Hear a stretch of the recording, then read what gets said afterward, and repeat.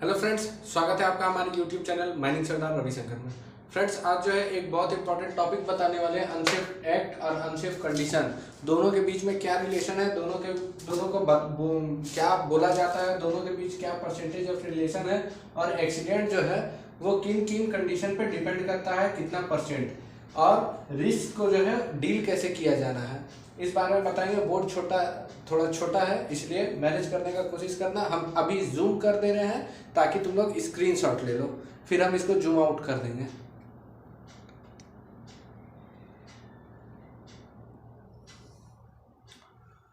उम्मीद है इतना जूम से आप लोगों को दिख जा रहा होगा, कम से कम। नहीं दिख रहा तो थोड़ा सा, हाँ चलिए आगे बढ़ते हैं। अनसेफ एक्ट और अनसेफ कंडीशन दोनों का मतलब क्या होता है। अनसेफ एक्ट जो होता है ना, वो ह्यूमन मेड एक्ट होता है विच कैन बी अवॉइडेड। मतलब ऐसा आदमी द्वारा किया गया काम जिसको हम लोग इजीली अवॉइड कर सकते हैं ताकि किसी तरह का एक्सीडेंट ना हो। अनसेफ कंडीशन जिसको हम लोग इजीली कंट्रोल तो नहीं कर सकते हैं, लेकिन वो भी एक वजह बनता है एक्सीडेंट होने का। अब दोनों के बीच अंतर क्या है, देखिए। अनसेफ एक्ट क्या होता है, अनसेफ एक्ट में आ जाता है कोई अनसेफ इक्विपमेंट यूज कर लेना, कोई ऐसा इक्विपमेंट यूज करना जो सेफ था ही नहीं, ये तो आदमी जानबूझ करके किया है ना। नेक्स्ट में आ जाता है स्टार्टिंग ए मशीन विदाउट वार्निंग, मतलब बिना हॉर्न बजाए हुए डंपर स्टार्ट कर देना। इसमें से किसका गलती है बताइए। इसमें पूरी अनसेफ एक्ट में आ जाता है, क्योंकि ये मानव गलती है, मानव भूल, मानव चूक बोला जाएगा इसको। जो भी मानव भूल, मानव चूक जैसा चीज आता है वो अनसेफ एक्ट के अंदर आ जाएगा। और ऐसा कंडीशन या ऐसा माहौल जैसे अंधेरा रूम, अंधेरा गैलरी, अंधेरा जगह, वर्क प्लेस, क्या बोलते हैं, dark work place, weak roof, ये सब क्या होगा, अनसेफ कंडीशन के अंदर आ जाएगा। स्लिपरी फ्लोर, फिसला हुआ, फिसलने वाला फ्लोर, गिरा हुआ ग्रीस, है ना, ग्रीसी रूम, ये सब किस में आ जाएगा, अनसेफ कंडीशन में आ जाएगा। तो ये सब पॉइंट एक बार हम पढ़ देते हैं, ज्यादा कुछ नहीं समझ में आया रट लेना, ठीक है। दिमाग में बस इतना बैठा के चलना कि अगर अनसेफ एक्ट के बारे में पूछे तो, और उसका कुछ डेफिनेशन ऐसा दिया रहे तो ऑप्शंस में देखना कि ऐसा कौन सा डेफिनेशन है जिसमें ह्यूमन मेड मिस्टेक्स आ रहा है, उसको अनसेफ एक्ट में कर देना। और ऐसा कंडीशन कोई ऐसा आ रहा है, जैसे कि कोई ऐसा कंडीशन बना दिया है, जैसे कि खुला ऐसा रूम है जो भीगा हुआ है और उसी में से तार पार हुआ है, बिजली का तार, तो वो क्या है, अनसेफ कंडीशन में आ जाएगा, ठीक है। ये पर्टिकुलरली किसी एक पर्सन को अफेक्ट करेगा तुरंत, लेकिन ये जो है ना, हो सकता है बहुत बड़ा एरिया को अफेक्ट कर दे। तो इधर हो गया जैसे ट्रेवलिंग इन हॉलेज रोडवे, ये देखो कोई भी ये पर्सन ऐसा करेगा तो ये इसका पर्सनल एक्ट हो गया, वो उसका खुद का गतिविधि हो गया। लेकिन स्लिपरी फ्लोर हो सकता है 5 आदमी जा रहा है, 5 गिर जाएगा उसमें, तो स्लिपरी फ्लोर जो है वो अनसेफ कंडीशन में आ जाता है, ये अनसेफ एक्ट में आ जाता है। इसके स्क्रीनशॉट ले लेना और अपने से दिमाग लगा के सोचने का कोशिश करना कि क्या चीज अनसेफ एक्ट में आता है और क्या चीज अनसेफ कंडीशन में आता है। अब आ जाते हैं नेक्स्ट पॉइंट पे कि डील विथ रिस्क। काला पेन ले लेते हैं। डील विथ रिस्क, रिस्क से डील करने के लिए हम लोग कौन से एल्गोरिथम को फॉलो करते हैं, क्या स्टेप बाय स्टेप प्रोसेस होता है। सबसे पहले हम लोग रिस्क को एलिमिनेट करने का कोशिश करेंगे कि रिस्क को पूरा ही खत्म कर दें, एलिमिनेट कर दें। अगर सांप रूम में सांप घुस गया है और हमको सांप से रिस्क है तो सांप को पूछी पकड़ के बाहर कर देंगे, रूम जो है एकदम रिस्क फ्री हो गया। लेकिन अगर एलिमिनेशन पॉसिबल ना हो तो हम लोग कंट्रोल एट सोर्स कर सकते हैं।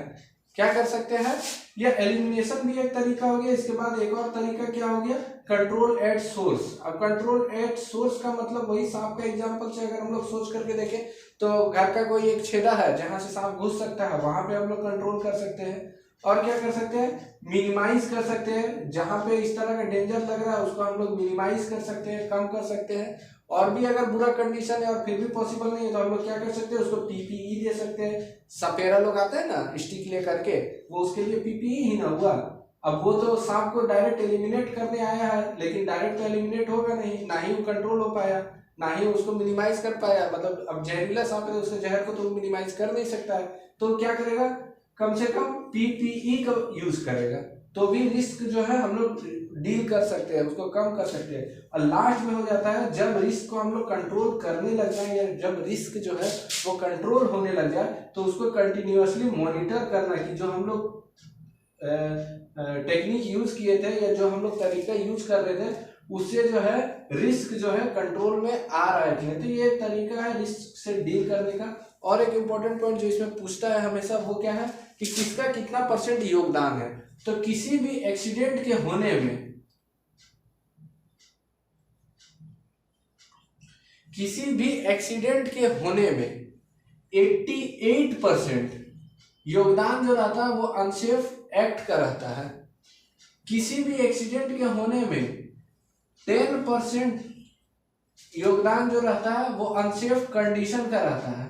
और किसी भी एक्सीडेंट में होने में 2% योगदान जो रहता है वो बाय गॉड रहता है, जो नेचुरल कॉजेज रहता है। तो आप बोल सकते हैं कि एक्सीडेंट का जब हम लोग एनालिसिस किए तो हम लोग देखे कि अनसेफ एक्ट की वजह से 88% एक्सीडेंट हुआ, अनसेफ कंडीशन के कारण 10% एक्सीडेंट हुआ, और बाय गॉड के कारण, गॉड एक्ट के कारण जो है वो 2% एक्सीडेंट हुआ। तो यहां से हम लोग ये बोल सकते हैं, इसको मिटा देते हैं थोड़ा सा। रिकॉर्डिंग स्टार्ट है कि नहीं है?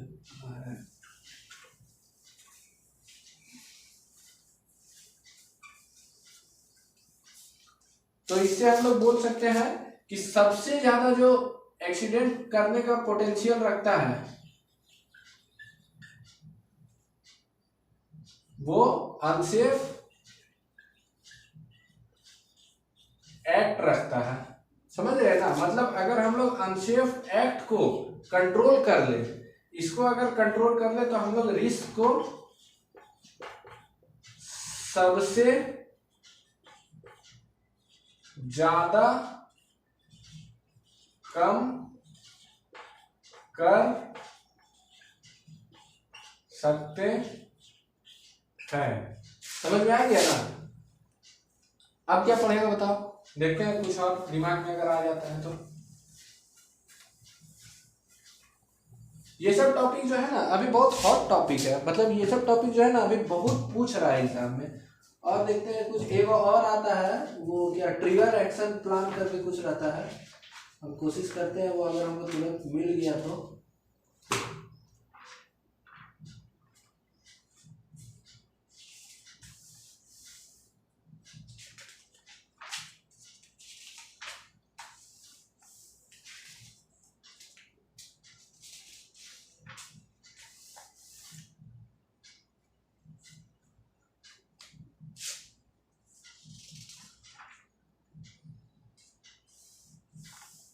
देखिए अब क्या हो जाता है, रिस्क असेसमेंट।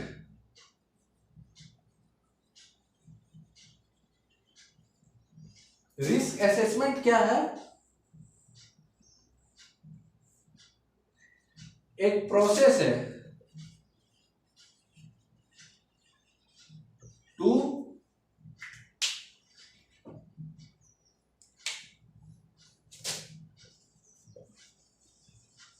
Major risk.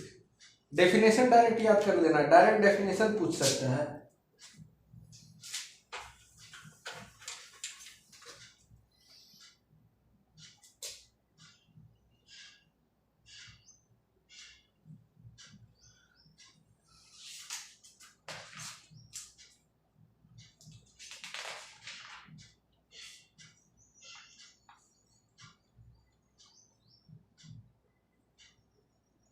अब इसके बाद जो आ जाता है हजार्ड्स। हजार्ड्स का मतलब क्या होता है? हजार्ड्स का मतलब होता है क्या, अच्छा से लिख देते हैं।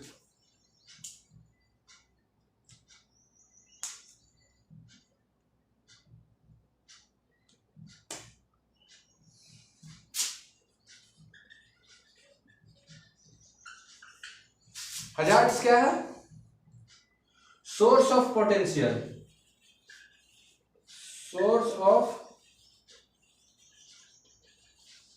Source of potential, harm, injury और लॉस। ये हजार्ड्स का डेफिनेशन है। डायरेक्ट डेफिनेशन याद कर लेना, डायरेक्ट पूछेगा, ठीक है? स्क्रीनशॉट लेते जाना।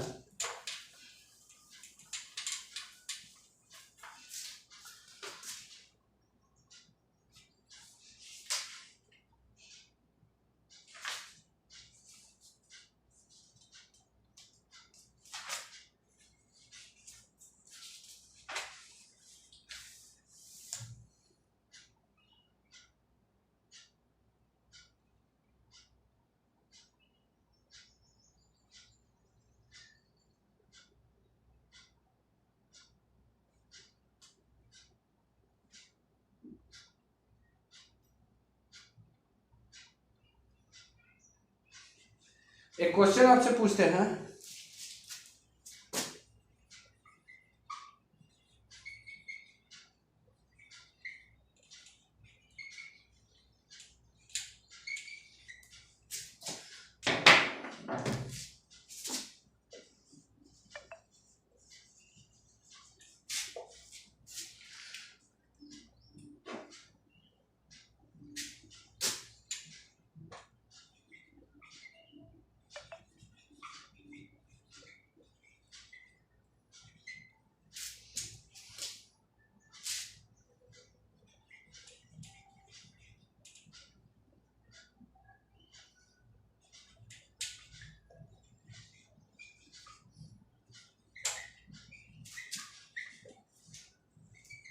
ये क्वेश्चन है,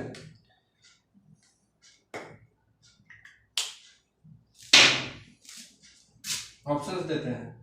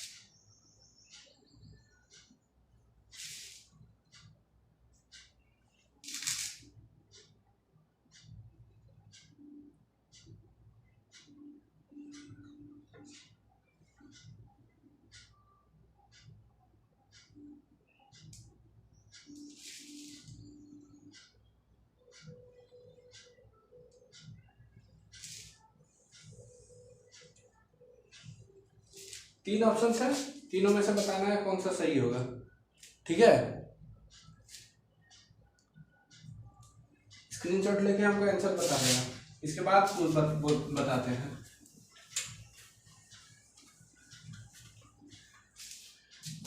इसी तरह का टॉपिक जो भी है इंपॉर्टेंट टॉपिक जनरल सेफ्टी से,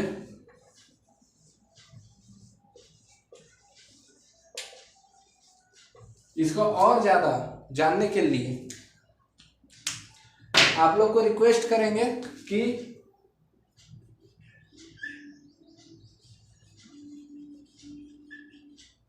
₹5 का डोनेशन कीजिए।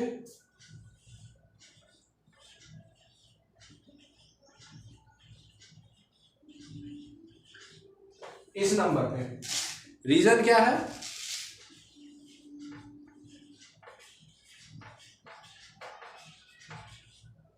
बड़ा बोर्ड लगाना है। ठीक है, आपके लिए मेहनत करेंगे, आपका इन्वेस्टमेंट होना चाहिए। हम अपने लिए जब मेहनत करेंगे तो हम अपना इन्वेस्टमेंट करेंगे, ज्यादा नहीं। अगर 20 से 30 स्टूडेंट भी अगर कर देगा, हमको लगता है 30 नहीं, कुछ ज्यादा का जरूरत पड़ जाएगा, लगभग 1000 रुपया का कैश बोर्ड आएगा, डिवाइड कर दो 5 से। अगर 200 स्टूडेंट करेगा तो उम्मीद है कि मेरा ये टारगेट पूरा हो जाएगा और जल्दी से हम एक यहाँ पे बड़ा बोर्ड लगाएंगे और बड़ा बोर्ड में अच्छा से आपको ये जो पूरा टॉपिक है ये कवर करा देंगे। ऐसा नहीं है कि बड़ा से स्केच बोर्ड हम लगा नहीं सकते, लेकिन चूंकि देखिए स्टूडेंट्स का कुछ योगदान रहना जरूरी है। जब योगदान रहता है ना तब अच्छा लगता है। स्क्रीनशॉट ले लीजिएगा फोन नंबर का, और टॉपिक पसंद आया है तो कमेंट में ज़रूर बताइएगा।